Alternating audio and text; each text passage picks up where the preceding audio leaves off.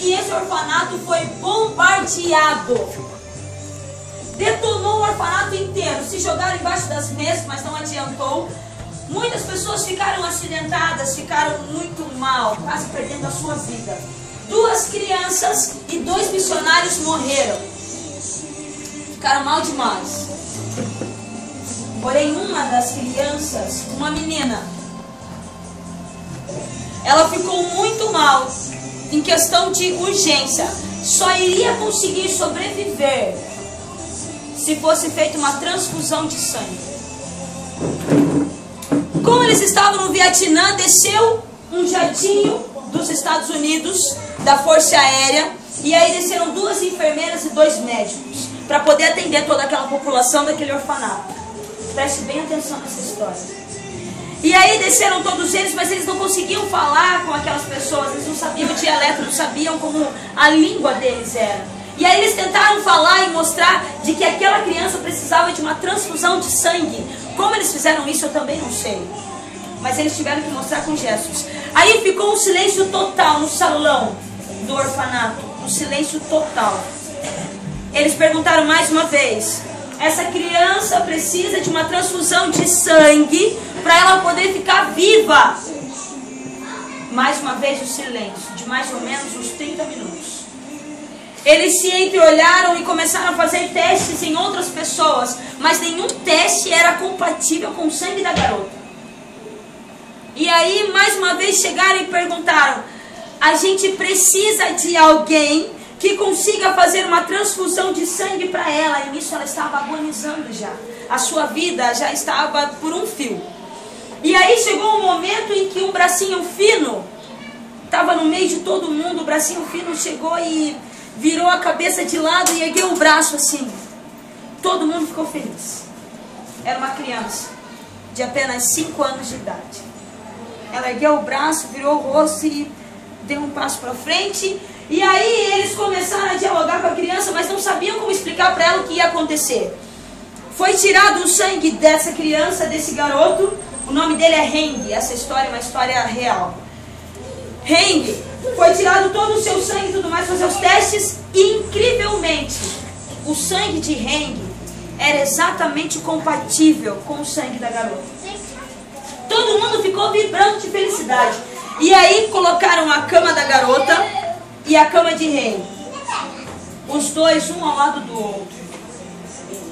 Aí veio acharam uma missionária de um outro lugar para poder intervir entre os médicos e os dois. Foi colocado a pinça, foi colocado a agulha e aí começou a transfusão toda. Só que o médico, quando estava trabalhando no braço de Heng, ele percebeu que Heng soluçava. Ele virava o rosto e soluçava, de repente ele parava de soluçar e voltava novamente. E o médico ficou assustado, falou: essa criança está passando mal. E aí ele perguntou à mulher vietnamita e falou: conversa com ele, pergunta o que está acontecendo. A mulher falou: vamos esperar mais um pouquinho. E aí, no esperar mais um pouquinho, ele vira o rosto e começa a chorar incansavelmente. Eram lágrimas que não paravam mais de sair dos seus olhos. E aí foi o momento em que ele chorava demais. Aí a vietnamita chegou para ele e falou: querido, por que você está chorando tanto? E aí os dois começaram a conversar e o médico desesperado, sabendo o que estava acontecendo com essa criança e queria de uma vez saber a resposta e tudo mais, até o momento em que a vietnamita olhou para o médico e falou: ele está com medo. O médico olhou para ela e falou: pergunta para ele por que ele está com medo. E aí ela vai e pergunta e ela tem a resposta do garoto. O garoto olha bem para ela e diz: eles não vão tirar o meu sangue todo. Eu estou com medo de morrer. Eles vão precisar de todo o meu sangue para dar para ela. E eu estou com medo. Quando foi passado ao médico essa resposta, a vietnamita começou a chorar desesperadamente. Ela sensibilizou pela história do garoto. O médico olhou bem para ela e falou: então pergunta para ele que se ele soubesse que era dado toda a vida dele, todo o sangue, por que ele se ofereceu para se entregar por ela então? A vietnamita, com lágrimas nos olhos, olhou para essa criança e falou: Heng, por que você escolheu doar todo o teu sangue então? ele numa simples resposta olha para ela e diz o seguinte: é porque ela é a minha amiga. Uma simples história real de uma criança que muitas pessoas não dão ênfase mostra exatamente pra gente o que é se doar por outro alguém.